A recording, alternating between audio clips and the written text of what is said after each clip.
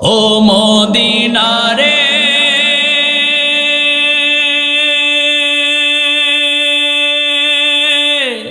তোর বুকে আমার নবী যার লাগি পাগল সবই তার তরে সৃষ্টি এই ত্রিভুবন।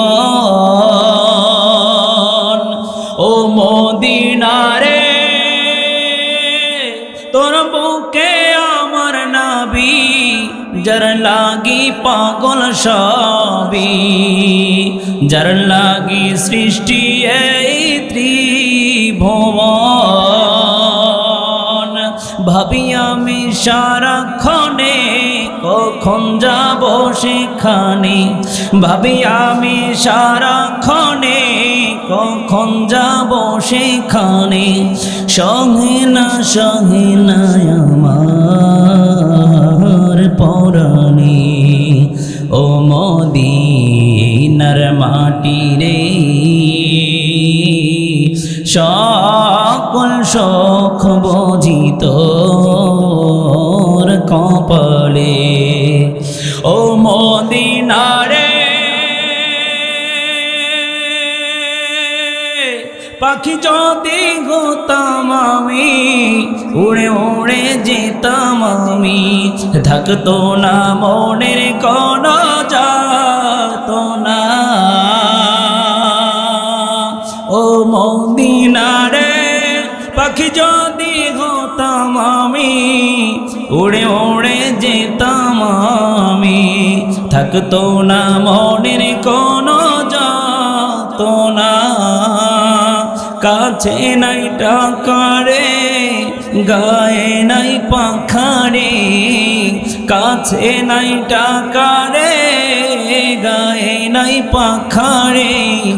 কেমনে কেমনে যাব সেখানে ও মদিনার মাটি রে সকল সুখ বুঝি তোর কপালে। জোরে বলেন না মারহাবা, আরো জোরে বলেন না মারহাবা।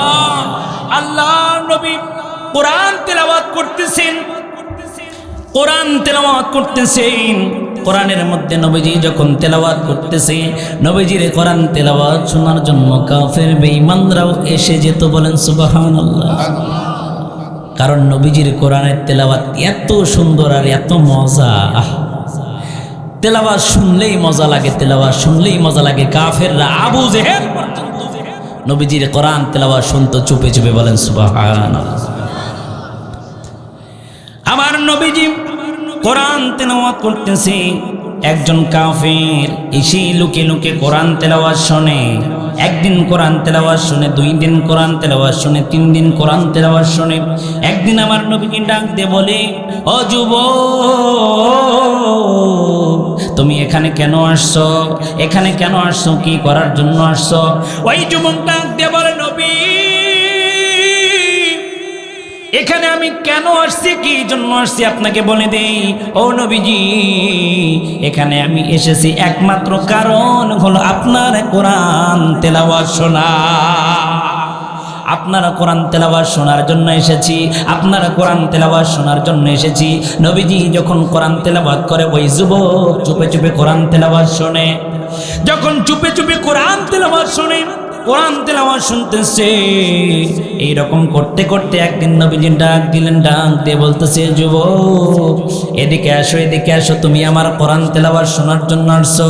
বলতেছে, নবীজি আপনার কোরআন তেলাওয়াত শোনার জন্য আসছি, আপনার কোরআন তেলাওয়াত শুনলে আমি বড় মজা পাই। বলেন কোরআন তেলাওয়াত শুনলে মজা আছে না নাই? আরো জোরে দেখেন, কোরআন তেলাওয়াতের মধ্যে আপনার সূরা ফাতিহা 1000 বার, লক্ষ লক্ষ বার শুনলেও আজ পর্যন্ত কারো মনে হয়েছে সূরা ফাতিহা পুরাতন হয়ে গেছে? সূরা ফাতিহা পুরাতন হয়েছে? আপনি বিভিন্ন ইমামের কণ্ঠে শুনবেন, যতই শুনবেন ততই মজা। আছে না নাই? আছে। ইমানদার মুসলমান, আমার নবীজি কোরআন তেলাওয়াত করতেছে, কোরআন তেলাওয়াত করতেছে। আল্লাহর নবীর সাহাবী ওই সময় পর্যন্ত সাহাবী হন নাই, কোরআন তেলাওয়াত শোনার জন্য আসছি। নবীজি কোরআন তেলাওয়াত করে ওই নবীজির পাশে বসে কোরআন তেলাওয়াত শুনতে চায়। নবীজি ডাক দিলেন, এ যুবক এদিকে আসো। ওই যুবক ভয় পেয়ে গেল। ভয় পেয়ে যাওয়ার পর নবীজিকে বলতেছে, আমি কোনো কারণে আসি নাই, শুধু আপনার কোরআন তেলাওয়াত শুনতে চাই। নবীজি বলতেছে, ও যুবক, এখানে এসেছো তুমি লুকায়া লুকায়া কোরআন তেলাওয়াত শোনার দরকার নাই। লুকায়া লুকায়া কোরআন তেলাওয়াত শোনার দরকার নাই। লুকায়া লুকায়া কোরআন তেলাওয়াত শোনার দরকার নাই। আজ থেকে তুমি আমার পাশে বসে কোরআন শুনবে। যুবক বলতেছি, এত সুযোগ তো হাতছাড়া করা যাবে।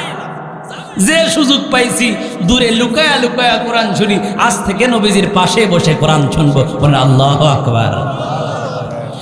ও বন্ধু, ও যুবক, দেখো আমার নবী যুবকদেরকে কত ভালোবাসে।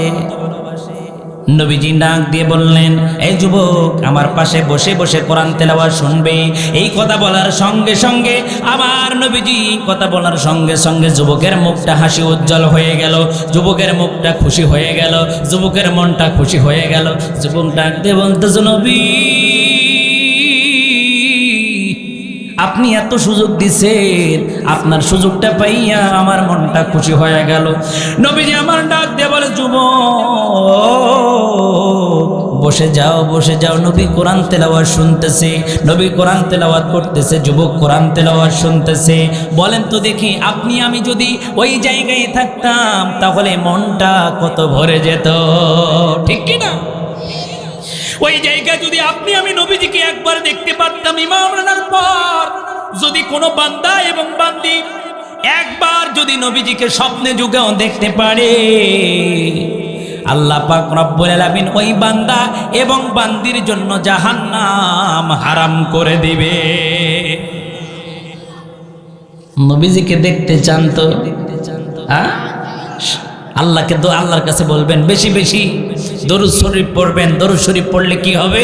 আল্লাহর নবীজিকে আল্লাহ পাক দেখার সুযোগ করে দিবেন। সুবহানাল্লাহ। ওই যুবক বসে আছে, নবীজি ডাক দিয়ে বললেন, যুবক, ও যুবক, তুমি তো আমার কাছে বসে কোরআন তেলাওয়াত শুনতেছো, তাহলে একটা কথা বলি শোনো। বলে, নবীজি বলেন, কি কথা বলতে চান? নবীজি আমার ডাক দিয়ে বলে, যুবক একটা কথা হলো, তুমি যে কোরআন তেলাওয়াত শুনতেছো, তুমি কি আমার কোরআনকে ভালোবাসো? বলে, অবশ্যই ভালোবাসি। সুবহানাল্লাহ। বলে, তুমি কি আমাকে ভালোবাসো? বলে, অবশ্যই ভালোবাসি। ও নবী, শুধু আপনারে ভালোবাসি না, আপনি যার কালাম তেলাওয়াত করেন তাকেও আমি ভালোবেসে ফেলেছি।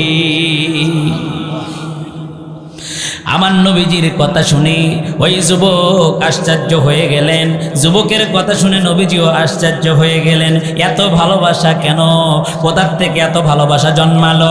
কারণ হচ্ছে যারা কোরআন তেলাওয়াত শুনবে, ওয়াইদা তুলিয়াত আলাইহিম আয়াতুহু যাদাতুহুম ঈমানা। আল্লাহ পাক রব্বুল আলামিন নিজেই বলেছে, যারা কোরআন তেলাওয়াত শুনবে, যারা কোরআন শুনবে, আল্লাহ পাক রব্বুল আলামিন ঈমান বৃদ্ধি করবে। সুবহানাল্লাহ। তাহলে আমরা যারা বসে পড়েছি বুঝতে হবে ঈমান বৃদ্ধি হচ্ছে, কথা কোন ঠিক কিনা? আমরা কোরআন তেলাওয়াত শোনার জন্য এসেছি, কোরআন শোনার জন্য এসেছি। ঈমানদার মুসলমান, আমার নবীজি ডাক দিয়ে বললেন, যুবক তাহলে তুমি পড়ো, লা ইলাহা ইল্লাল্লাহু মুহাম্মাদুর রাসূলুল্লাহ সাল্লাল্লাহু। যুবক সঙ্গে সঙ্গে কালেমা পড়লেন এবং বললেন, আল্লাহর নবী, ও নবী, এই যে কালেমা পড়াইয়া দিছেন, এই কালেমা কি সত্য? বলে, 100% সত্য। কোনো সন্দেহ আছে তোমার? বলে, না, কোনো সন্দেহ নাই। তাহলে আপনি যে কালাম তেলাওয়াত করতেছেন, কালাম কি সত্য? বলে, 100% সত্য, কোনো সন্দেহ। আমাদের কি সন্দেহ আছে? আরো জোরে বলেন, আছে? কোনো সন্দেহ নাই। যাদের কোরআন সন্দেহ আছে, আমি বুঝবো তাদের ওই কথা আছে না, যে ঘায়ের উপরে যদি লবণ পড়ে তাহলে ওই ব্যক্তি কষ্ট হয়, কথা কোন ঠিক কিনা? আমি দেখবো এখন যারা উঠে যাবে, বুঝবো ঘায়ের উপরে লবণ পড়ছে, কথা কোন ঠিক কিনা? বুঝবো তারা ওই দলের লোক যে দল কোরআন পছন্দ করে না, ঠিক কিনা বলে? নবী বললেন, তাহলে কালেমা গ্রহণ করো। আল্লাহর নবীর কথা শুনে আল্লাহর নবীর সাহাবী কালেমা গ্রহণ করলেন। কালেমা গ্রহণ করার পর এই রকম ভাবে যখন কালেমা গ্রহণ করলেন, কালেমা গ্রহণ করার পর এক দৌড়ে বাড়িতে গেলেন। বাড়িতে যাওয়ার পরে বললেন, মা, ও মা, আমি তো কালেমা গ্রহণ করেছি, আমি তো মুসলমান হয়ে গেছি। মনের ভিতরে সাহস নিয়ে যখন এই কথাটা বলতেছে, মা ডাক দিয়ে বলতেছে, ও যুবক, ও সন্তান, তুমি কি কাজটা করছো? এই কাজটা করা তোমার মোটেও উচিত হয় নাই। একবার তো আমি মাকে তুমি বলতে পারতে। আমি মাকে না বলে তুমি কেমনে ইসলাম ধর্ম গ্রহণ করেছো? তুমি কি আমাকে ভালোবাসো না? যুবক ডাক দিয়ে বলে, মা গো, ও মা, আমি তোমাকে ভালোবাসি। ও বাবা, আমিও তোমাকে ভালোবাসি। তবে একটা কথা, আমার নবীর চাইতে তোমাদেরকে বেশি ভালোবাসি না। নবীর চাইতে বেশি ভালোবাসি না, এইরকম ভালোবাসা আমাদের অন্তরে থাকার দরকার আছে না নয়? আরো জোরে বলেন, আছে না না? ওই সময় নবীজি ওই সাহাবী ডাক দিয়ে বললেন, মাগো, আমি তো কালেমা গ্রহণ করেছি, কালেমা গ্রহণ করেছি, আমি আর দেব দেবীর পূজা করব না। কিসের পূজা? আরো জোরে, আমি আর দেব দেবীর পূজা করব না, আমি আর কারো পূজা করব না। আমি এখন থেকে ইবাদত করব আমার আল্লাহ। আমি ইবাদত করব আল্লাহর, আর কারো পূজা করব না, কোনো দেব দেবীর পূজা করব না, স্বয়ং একমাত্র আল্লাহ পাকের ইবাদত বন্দেগী করব। ওই যুবকের, ওই আল্লাহর নবীর সাহাবীর মা ডাক দিয়ে বলতেছে, বাবা, এটা কি কাম করছো? এই কাজটা করা মোটেও উচিত হয় নাই। আল্লাহর নবীর সাহাবী ডাক দিয়ে বলে, মা, আমার যদি জীবনও চলে যায়, যে কালেমার সুধা আমি পান করেছি, এটা থেকে আমি এক বিন্দু পরিমাণ সরে যাব না, এক বিন্দু পরিমাণ আমি সরে যাব না। এই কথা বলার সঙ্গে সঙ্গে ওই যুবকের বাবা এসে তার হাতটা বেঁধে ফেললো। ওই যুবকের নাম হলো মুসাব ইবনে উমাইর রাদিয়াল্লাহু তাআলা আনহু। যখন হাতটা বেঁধে ফেলেছে, দু হাত বেঁধে ফেলেছি, শিকল দিয়ে পা বেঁধে ফেলেছি। ও যুবক, একটু গভীর মনোযোগ দিয়ে দেখো না, তুমিও তো একজন যুবক। ওই মুসাব ইবনে উমাইর রাদিয়াল্লাহু তাআলা আনহু, তিনিও তো একজন যুবক। আল্লাহর নবীজির ভালোবাসিয়া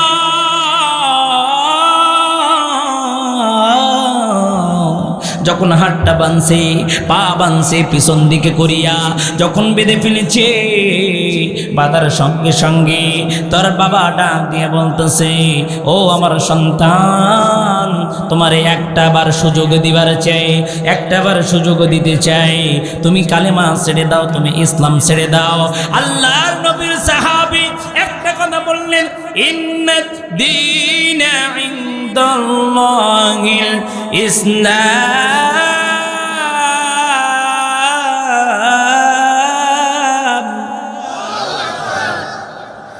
সবচেয়ে মনোনীত ধর্ম হলো ইসলাম। কথা বলেন ঠিক কিনা? আল্লাহর কাছে মনোনীত ধর্ম হলো ইসলাম। আমরা যারা এখানে বসে পড়েছি, ইসলাম ধর্ম একমাত্র ধর্ম। এই রকম ধর্ম আর কোনটা আছে নাকি? যত কিতাব আছে সব কিতাব পরিবর্তন হয়ে গেছে, কিন্তু একমাত্র কোরআন যা কোনো পরিবর্তন হবে। আরো যারা বলেন হবে, এই কোরআন কেউ পরিবর্তন করতে পারবে? যারা কোরআনের ভারতের মধ্যে একজন বলেছিল কোরআন থেকে 26টা আয়াত তুলে দেওয়া হবে, বলেন তো কোরআনকে ধ্বংস করা সম্ভব? কোরআনকে ধ্বংস করা সম্ভব নয়, কোরআনকে ধ্বংস করা সম্ভব নয়। এই কোরআনকে যারা ধ্বংস করতে এসেছিল, এই কোরআনকে যারা তুলে দিতে এসেছিল, এই কোরআনকে যারা মুছে দিতে চেয়েছিল, বরং যারা মুছে দিতে এসে তারাই ঈমানদার হয়ে মুসলমান হয়ে গেছে। সেই জন্য কোরআনের যারা বিরোধিতা করেছে, কোরআনের বিরোধিতা করেছে আবু জেহেল, কথা কোন ঠিক কিনা? কোরআনের বিরোধিতা করেছে উতবা, কোরআনের বিরোধিতা করেছে সাইবা। শুধু উতবা সাইবা নয়, এখনো কোরআনের বিরোধিতাকারী আছে না নাই? এখনো কোরআনের বিরোধিতাকারী আছে। তাহলে বোঝা যায় বংশ পরম্পরায় আবু জেহেলের নাতিপুতি আজও আছে না নাই? আরো জোরে আছে তো। আবু জেহেলের নাতিপুতি আছে, উতবার নাতিপুতি আছে, সাইবার নাতিপুতি আছে। এই রকম ভাবে নমরুদ ইব্রাহিম আলাইহিস সালামকে আগুনে ফেলেছিল, কথা কোন ঠিক কিনা? আগুনের কোনো ক্ষমতা আছে? জোরে বলতে হবে আছে। আগুনের কোনো ক্ষমতা নাই। আগুনের যদি ক্ষমতা থাকতো তাহলে পুড়ে ফেলে দিত, ঠিক কিনা? চাকুর কোনো ক্ষমতা, যদি চাকুর কোনো ক্ষমতা থাকতো জবাই হতেন কে? জোরে বলতে হবে কে? ইসমাইল আলাইহিস সালাম জবাই হয়ে যেতেন। যদি এইরকম ভাবে মাছের কোনো ক্ষমতা থাকতো তাহলে ইউনূস আলাইহিস সালাম হজম হয়ে যেতেন, ঠিক কিনা? কারো কোনো ক্ষমতা নাই, ক্ষমতা কার? আরো জোরে বলেন কার? সব ক্ষমতার মালিক কে? সব ক্ষমতার মালিক আমার আল্লাহ।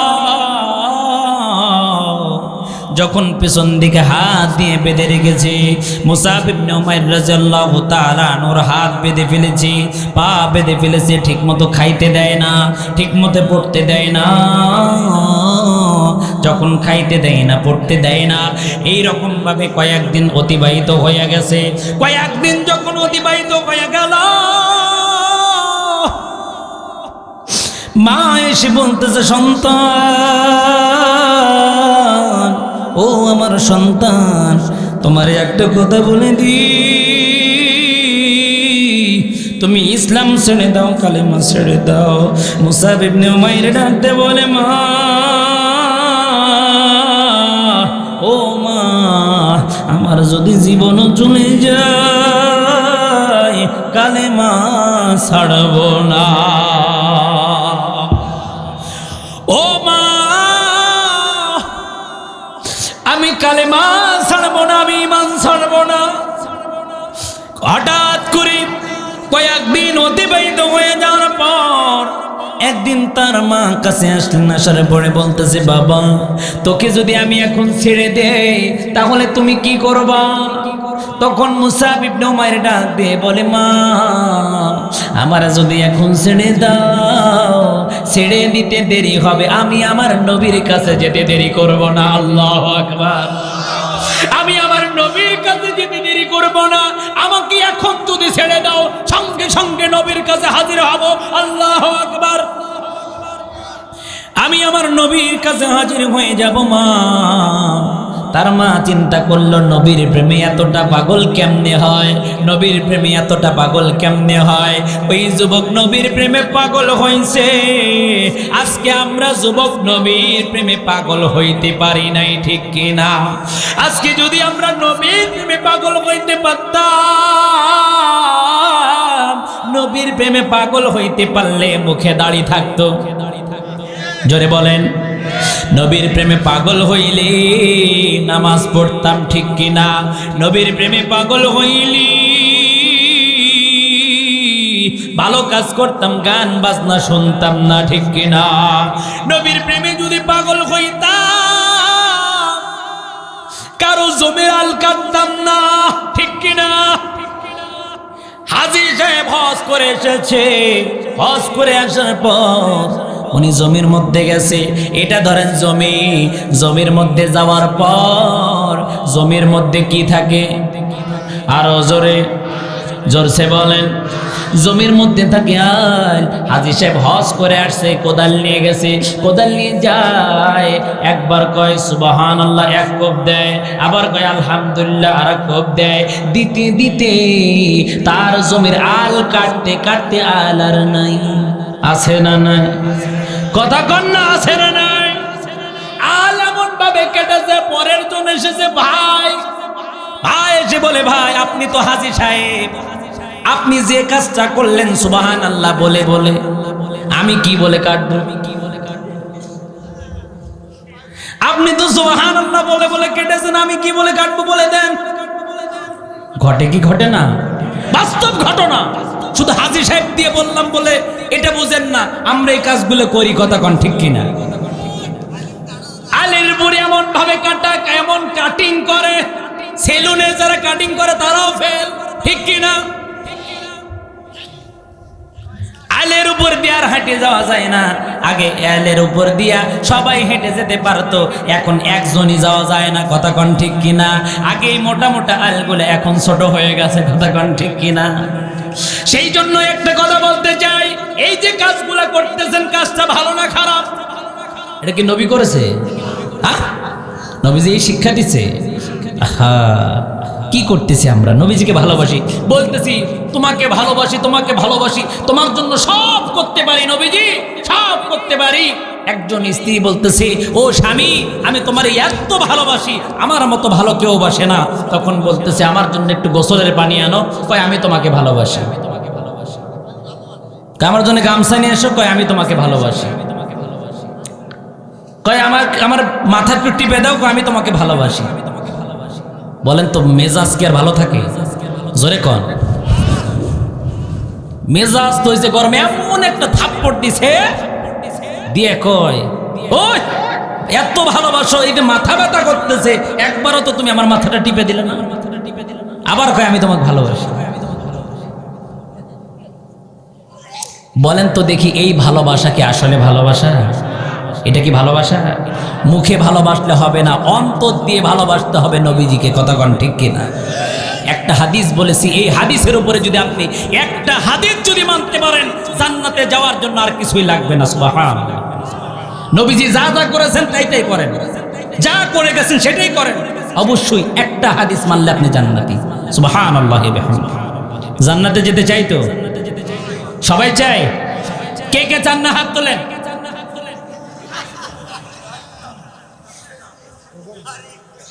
হ্যাঁ, কি হয়েছে? ও বোঝে নাই, ঝামেলা হয়েছে না? আচ্ছা, সরি। হ্যাঁ, প্রবলেমের সমস্যা হয়েছে না? আচ্ছা, তাহলে আমরা যারা এখানে এসেছি, আল্লাহ নবীজিকে ভালোবাসি কি বাসি না? ওই যে যুবক, ওই যুবকের মতো পারছি? হ্যাঁ, কি করছে? হাত বেঁধে রেখেছে, পা বেঁধে রেখেছে, আজ পর্যন্ত হয়েছে? মসজিদে যাওয়ার জন্য হাত পা বেঁধে রাখছে, মাদ্রাসায় যাওয়ার জন্য হাত পা বেঁধে রাখছে। হ্যাঁ, তারপরে মসজিদে যাই না, কথা কোন ঠিক কিনা?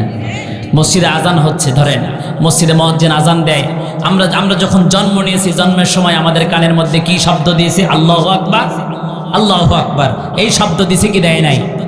তাহলে জন্মের সময় আপনার কানের ভিতরে এই শব্দ দিয়েছে। আবার যখন মসজিদে আজান হয়, সেখানে আল্লাহু আকবার। যখন আপনি রুকুতে যান, সেখানে আল্লাহু আকবার। সেজদায় গেলেও আল্লাহু আকবার। যখন মৃত্যুবরণ করেন, ওই জানাজার মধ্যেও বলে আল্লাহু আকবার, কথা কোন ঠিক কিনা? সব জায়গায় আল্লাহু আকবার, আল্লাহ সবচাইতে বড়, কথা কোন ঠিক কিনা? এই বড়কে আমরা রাখছি, আমরাও কেটে ফেলেছি। কেন? আমরা শুধু আল্লাহকে রেখেছি কোন জায়গায়? মানুষ মূল্যে। কথা কইতে হবে, কয়টা বলতে হবে। এই কোরআনকে রেখেছি কোন জায়গায়? মানুষ মূল্যে। ইসলামকে রেখেছি মানুষ মূল্যে। আমরা মনে করি এই শুধু মাহফিলে ঢুকলাম, আল্লাহর কাম হয়ে গেল। না, আপনি যে জায়গায় যাবেন সেটাই আল্লাহর কাম হবে, যদি আপনি সুন্নাত তরিকায় চলেন। আপনি জমির মধ্যে যাবেন, আল কাটবেন, আর মনে করতেছেন আল্লাহর নামে সুবহানাল্লাহ। হ্যাঁ, ফাজলামি জায়গা পান না, জমির আল কাটে আবার কয় সুবহানাল্লাহ। হ্যাঁ, সেই জন্য এই কাজগুলো যারা করে, বলেন তারা কি জান্নাতি না জাহান্নামী? আরো জোরে, জান্নাতি না জাহান্নামী? হকুল্লাহ, আল্লাহর হক আল্লাহ ক্ষমা করে দিবেন, কিন্তু বান্দার হক আল্লাহ তাআলা ক্ষমা করবেন না, কথা কোন ঠিক কিনা? সেই জন্য ইমানদার মুসলমান ইসলামের জন্য নিজের জীবনকে বিলিয়ে দিতে হবে, পারবো তো ইনশাআল্লাহ। এখন যদি ডাক চলে আসে, এখন যদি মুসলমানরা ডাক দেয়, এখন যদি কোনো আলেম ওলামা ডাক দেয়, এই যে ভারত যেভাবে বাংলাদেশকে নিয়ে লাগছে, এখন যদি ডাক দেয়, নবীজি ভবিষ্যৎবাণী করে গেছেন এইরকম ভাবে হিন্দুস্তানের সাথে মুসলমানদের জিহাদ হবে। এই জিহাদে যদি আবার আলেম ওলামা ডাক দেয়, ভারতের সাথে জিহাদে কারা কারা প্রস্তুত আছো? দুহাত উঁচু করে আল্লাহর এলাকা।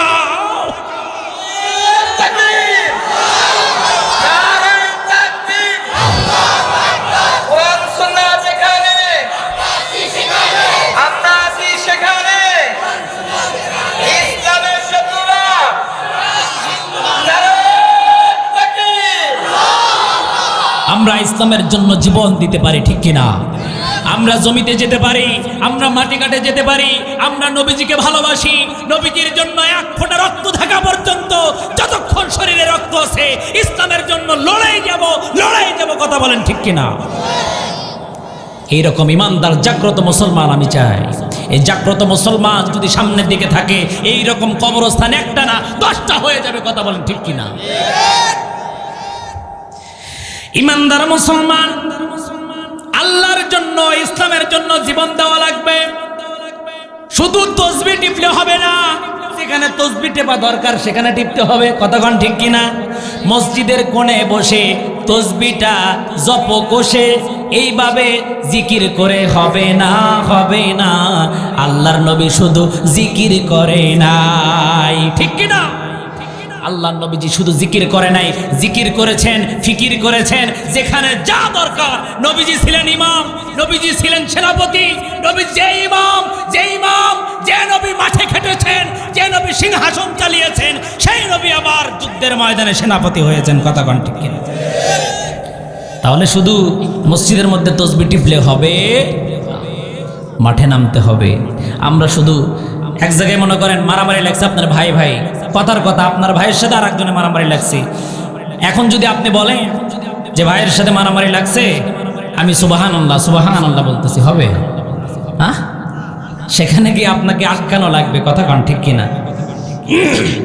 ইমানদার মুসলমান একটু চিন্তা করে দেখেন, এইরকম ভাবে জিহাদের ময়দানে যাওয়ার জন্য আল্লাহর নবীর সাহাবী 3 জন প্রস্তুতি নিলেন। কয়জন? আরো জোরে, 3 জন। কয়জন? 3 জন প্রস্তুতি নিলেন। আল্লাহর নবীর সাহাবী প্রস্তুতি নিলেন। প্রস্তুতি নেওয়ার সঙ্গে সঙ্গে আল্লাহর নবী বললেন, যাও। যায়েদ ইবনে হারেসা রাদিয়াল্লাহু তাআলা আনহু বললেন, ওগো নবীজি, কার কাছে যাব? যাওয়ার দরকার নাই। ওগো নবী, যাওয়ার দরকার নাই। আপনি তো আমার বাবা, আম্মা জান আয়েশা তো আমার মা। ও নবীজি, কারো কাছে যাওয়ার দরকার নাই, কারো কাছে যাব না, কারো কাছে যাওয়ার দরকার নাই। নবীজি ডাক দিয়ে বললেন, জাফর ইবনে আবু তালিব বললেন, লাব্বাইকা ইয়া রাসূলুল্লাহ, আমি হাজির, আমি হাজির। বলে, যাও বাড়ির মধ্যে যাও, বাড়িতে গিয়ে সেখান থেকে বিদায় নিয়ে আসো। এই কথা বলার সঙ্গে সঙ্গে তিনি বাড়ির দিকে রওনা হয়ে গেলেন। বাড়িতে যাওয়ার পর স্ত্রীকে ডাক দিলেন, ও আমার স্ত্রী,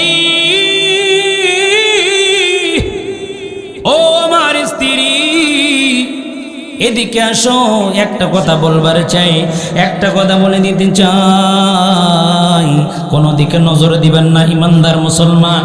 বলতেছি, স্ত্রী, একটা কথা বলতে চাই। আল্লাহর নবী আমাদেরকে 3 জন সেনাপতি বানিয়েছেন। 3 জন সেনাপতি, একটা যুদ্ধের জন্য 1 জন সেনাপতি লাগে। কয়জন? আরো জোরে বলেন, কয়জন?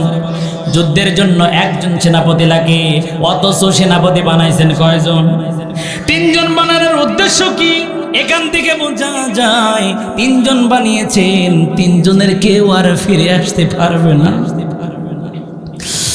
3 জনের কেউ আর ফিরে আসতে পারবে না। আল্লাহর নবীর সাহাবী স্ত্রীর কাছে গেলেন, গিয়ে ডাক দিয়ে বললেন, স্ত্রী, ও আমার স্ত্রী, শোনো, আমার নবীজি 3 জন সেনাপতি বানিয়েছেন, আমাকে 2 নম্বর সেনাপতি বানিয়েছেন। তখন তার স্ত্রী হাতটা উঁচু করে দিলেন, দিয়ে বললেন, আল্লাহ,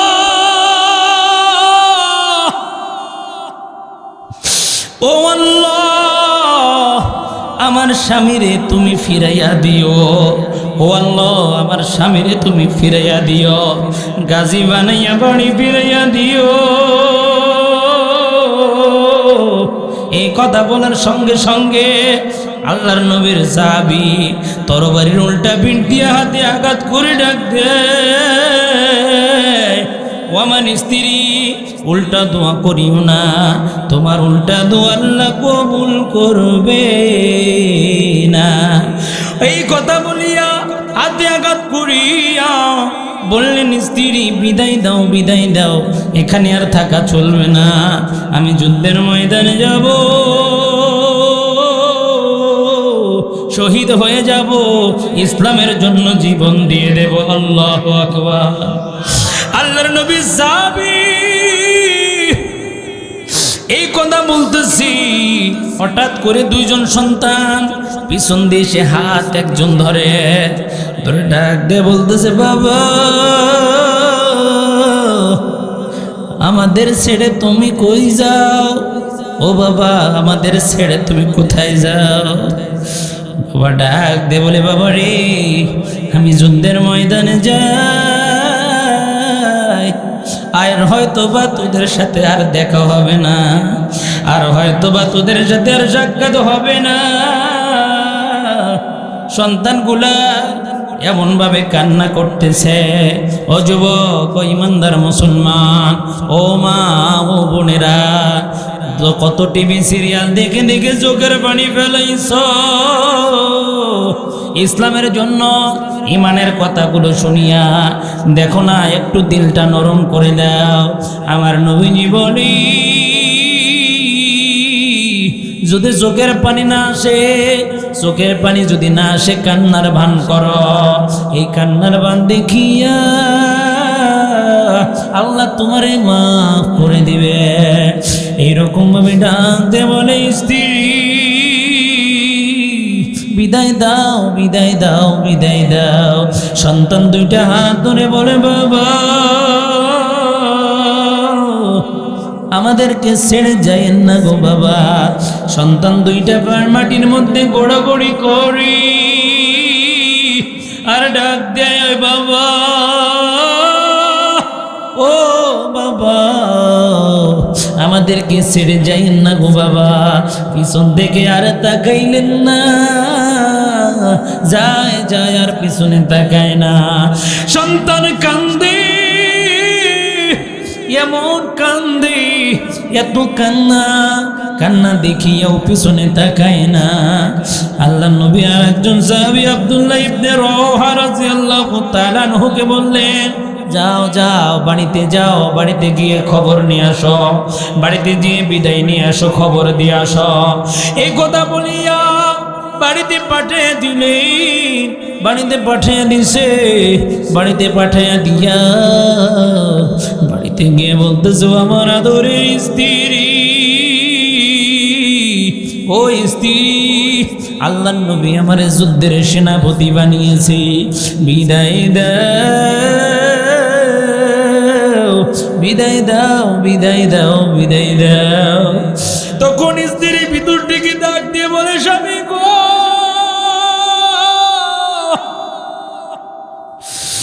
ও স্বামী, আজ মাত্র আপনার সাথে বিবাহ হয়েছে, আমি আপনারে দেখি নাই, একবার শুধু আপনার চেহারাটা দেখবার চাই। আল্লাহু আকবার। ও স্বামী, একবার শুধু আপনার চেহারাটা দেখতে চাই, একবার শুধু আপনার চেহারাটা দেখা। আল্লাহ নবী সাহাবী ডাক দিয়ে বলে, ও গো আমার স্ত্রী, ও প্রিয়তমা স্ত্রী, আমি জানি তুমি মদিনার মধ্যে সুন্দরী মেয়ে, তুমি এত সুন্দরী, তোমার জন্য হাজার হাজার যুবক পাগল ছিল, কিন্তু তুমি আমার সাথে বিবাহ করছো। ও আমার স্ত্রী, আমি তোমার সাথে দেখা করতে পারলাম না। ও আমার স্ত্রী, তুমি আমারে মাফ করে দাও, তুমি আমারে ক্ষমা করে দাও। স্ত্রী ডাক দিয়ে বলে, স্বামী গো, আমি আপনারে কিছু বলবো না, তবে একটা কথা বলতে চাই। ওগো স্বামী, আপনি তো যুদ্ধের ময়দানে যাচ্ছেন, সেখানে যাইতেছেন, আমি জানি না সেখান থেকে ফিরবেন কিনা, তবে একটা কথা বলবার চাই। ওগো স্বামী, একটা নজর শুধু আমারে দেখা দেন, আমি জানি কিয়ামতের ময়দানে আপনারে চিনতে পারি, আমি জানি কিয়ামতের ময়দানে আপনারে চিনতে পারি। এই কথা বলার সঙ্গে সঙ্গে আল্লাহর নবীর সাহাবী ডাক দিয়ে বললেন, ও আমার স্ত্রী, আল্লাহ যদি তোমারে কবুল করে, আমারে যদি যুদ্ধের ময়দানে শহীদ বানায়া দেয়, তাহলে আল্লাহ আমাদেরকে অবশ্যই দেখা করাই দিবে। ইমানদার মুসলমান, কোন দিকে নজর নয়, দেখো না একটু চোখের পানি ফেলতে পারো কিনা। আল্লাহর নবীর সাহাবীর কাছে যখন তার স্ত্রী কথাগুলো বলতেছে, আল্লাহর নবীর সাহাবী ডাক দিয়ে বলি, ওই স্ত্রী, আমাকে দেখার দরকার নাই, তবে একটা কথা বলে দে, আল্লাহ যদি তোমাকে আমারে কবুল করে, জান্নাতের মধ্যে তোমার আমার সাক্ষাৎ হবে। আল্লাহু আকবার। তোমার আমার সাক্ষাৎ হবে জান্নাতের ভিতর। ওই ইমানদার মুসলমান, আল্লাহর নবীর কাছে চলে আসলেন তিনজন সাহাবী, তিনজন সেনাপতি আসলেন। আসার পরে নবীজি আমার বুকের মধ্যে নিয়ে ডাক দে, যায়েদ রে, তুমি আমার সন্তান। ও যায়েদ, তোমারে আমি লালন পালন করছি রে যায়েদ, তুমি আমার সন্তান। ও যায়েদ, তুমি আমার সন্তান, তোমারে আমি কষ্ট দেই নাই, তুমি কেন এখান থেকে চলে যাও? তুমি যুদ্ধের ময়দানে যাইতেছো, আমারও কষ্ট হইতেছে, কিন্তু ফয়সালা কার? আরো জোরে বলেন না, ফয়সালা কার? ফয়সালা আমার আল্লাহ। এদিকে জাফরকে বুকের মধ্যে নিয়া আমার নবী কান্দে, ডাক দিয়ে বলে, ভাই জাফর, আমার জন্য তুমি ধর্ম ছাড়ছো, ঘর ছাড়ছো, সব ছাড়ছো, সব ছাড়িয়া দিয়া তুমি ইসলাম কবুল করে নিছ। ভাই যাও যাও যাও, যুদ্ধের ময়দানে যাও। তারপরে আব্দুল্লাহ ইবনে রওয়ারে বুকের মধ্যে নিয়া ডাক দিয়ে বলতেছে, আব্দুল্লাহ রে, তোমার যে এত বড় কুরবানি, তুমি কেবল মাত্র বিয়ে করেছ, বিয়ে করিয়া তারপরে যুদ্ধের ময়দানে যাইতেছ, যুদ্ধের ময়দানে যাইতেছ, এত বড় কুরবানি তুমি এখন পর্যন্ত বাসর পর্যন্ত করো নাই। এইরকম ভাবে যখন চলে যায়, যুদ্ধের ময়দানের মধ্যে চলে গেল, 3000 সৈন্য নিয়া যখন চলে গেল, 3 লক্ষ সৈন্যর সামনে যুদ্ধের ময়দানে আল্লাহর নবীর সাহাবী প্রথম সেনাপতি যায়েদ চলে গেল যুদ্ধের ময়দানের মধ্যে। সেনাপতি ঝান্ডা নিয়া রওনা দিছে গো, এমন ভাবে রওনা দিছে, কাফের বেঈমান গুলারে কচু কাটা করিয়া ভিতরে যখন যায়, ভিতরে যখন গেছে, কাফের বেঈমানরা চারিদিক থেকে আক্রমণ শুরু করে দিছে। এদিক থেকে একজন হাতে মারা, একজন বুকের মধ্যে চাকু মারা, এত জোরে আঘাত করছে। প্রথম সেনাপতি দুনিয়া ছেড়ে বিদায়, প্রথম সেনাপতি দুনিয়া ছেড়ে বিদায় নিয়ে চলে গেল। দ্বিতীয় সেনাপতি দূর থেকে ঝান্ডা নেওয়ার জন্য দৌড়ে আসছে, ঝান্ডা নিয়া হাতের মধ্যে নিয়ে রওনা দিছে কাফের বেঈমানদের মধ্যে। কচু কাটা করতে করতে হাজার হাজার সৈন্যদের জাহান্নামে পাঠিয়ে দিয়েছে। আল্লাহু আকবার। হাজার হাজার সৈন্যদেরকে জাহান্নামে পাঠিয়ে দিছে। জাফর ইবনে আবু তালিব রাদিয়াল্লাহু তাআলা আনহু যখন যায়, কাফের বেঈমানগুলো চিন্তা করছে, জাফরে যদি আটকানো না যায় তাহলে আমাদের আর রক্ষা নাই, আমাদের আর রক্ষা নাই, বাঁচার কোনো পথ নাই। এই কথা বলিয়া চারিদিক থেকে যখন ঘেরাও করে ধরছে, জাফর ইবনে আবু তালিবকে যখন ঘিরায় ধরছে, চারিদিক থেকে যখন আক্রমণ করছে, চারিদিক থেকে আক্রমণ করার সঙ্গে সঙ্গে একজন হাতে আঘাত করছে। হাতে আঘাত করার সঙ্গে সঙ্গে যখন হাতটা কেটে পড়ে গেছে, হাতটা চামড়ার সাথে ঝুলতেছে, চামড়ার সাথে ঝুলতেছে। জাফর ইবনে আবু তালিব রাদিয়াল্লাহু তাআলা আনহু হাতটা পায়ের নিচে দিয়া এমন জোরে টান দিছে, হাতটা ছিঁড়ে গেছে। হাতটা যখন ছিঁড়ে গেছে, আর এক হাতে যুদ্ধের ঝান্ডা নিয়া আবার যুদ্ধ করতেছে। কিছু দূর যাওয়ার পরে আর একটা হাতে আঘাত করছে, এই হাতটা কেটে পড়ে গেছে। আবার মুখের মধ্যে ঝান্ডা নিছি, পায়ের মধ্যে আঘাত করছে, পা কেটে পড়ে গেছে। আর এক পায়ে আঘাত করছে, পা কেটে পড়ে গেছে। মুখের মধ্যে যুদ্ধের ঝান্ডা নিয়া পড়ে আছে। এদিকে জাফর ইবনে আবু তালিব ডাক দিয়ে বলে, আল্লাহ, ও সাথী ভাইরা, শোনো শোনো, আল্লাহর নবীরে বলে দিও, জাফর হাত দিয়ে কালেমার পতাকা রক্ষা করতে পারে না, পা দিয়ে রক্ষা করতে পারে নাই, মুখ দিয়ে শেষ পর্যন্ত রক্ষা করেছে, কালেমার পতাকা নিচে পড়তে দেয় নাই। আল্লাহু আকবার। কালেমার পতাকা নিচে পড়তে দেয় নাই। আল্লাহর নবীর সাহাবী দুনিয়া ছেড়ে বিদায় নিয়ে চলে গেল। সর্বশেষ যিনি গেলেন আব্দুল্লাহ ইবনে রওহা রাদিয়াল্লাহু তাআলা আনহু, যুদ্ধের ময়দানে ঢুকে পড়লেন, তিনিও সেখানে শহীদ হয়ে গেলেন। এদিকে জাফর ইবনে আবু তালিব রাদিয়াল্লাহু তাআলা আনহু এইরকম ভাবে শহীদ হয়ে গেলেন। আল্লাহর নবী তার স্ত্রীর কাছে গেলেন সুসংবাদ দেওয়ার জন্য। সুসংবাদ দেওয়ার জন্য গেছি, আল্লাহর নবীর কাছে তার দুইজন সন্তান আসছে। এসে বলতেছে, চাচা, আমার বাবারে কোথায় রেখে আসছেন?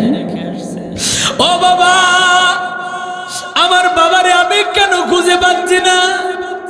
ও নবীজি, আমার বাবারে কোথায় রেখে আসছেন? সন্তানগুলো কান্দি, স্ত্রী ডাক দিয়ে বলতেছে, আমার স্বামী কোথায়? আমার স্বামী কোথায়?